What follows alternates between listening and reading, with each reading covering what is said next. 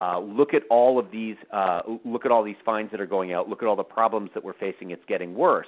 But the reality is, if you look at the data, that index line, the blue line and the red line, those are admissions, the incident admission and the readmissions, and you can see they track very closely together right up until the end of 2011. And that's when we started enforcing the penalties, or Medicare started enforcing the penalties around 30-day readmissions. And what happens? You're now starting to see a widening bifurcation between the admission and the readmission rates based upon the fact that there's risk and financial incentive there. So here's the real value of it.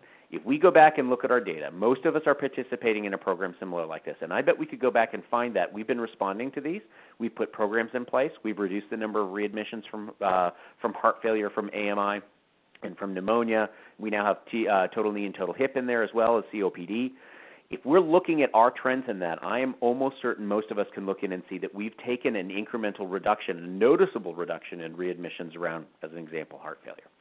If that's the case, you've already started the trend that gives you the power to then go back to your other payer relationships and say, hey, by the way, if I can do this when I'm properly incented, let's have a conversation about how you can pay me for doing this kind of work with your patients.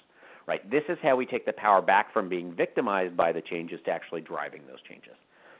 Part of that is we need to think like a payer.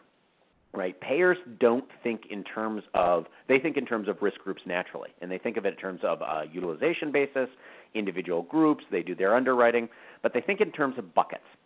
So the numbers that you're seeing on the screen are fairly round national numbers around Medicare Advantage. Lots of variability here, but the percentages are kind of what's important. So roughly, a Medicare Advantage patient pays about $750 PMPM.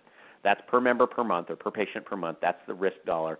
That is the trend that's associated with an individual payment. And there's basically a big population of patients.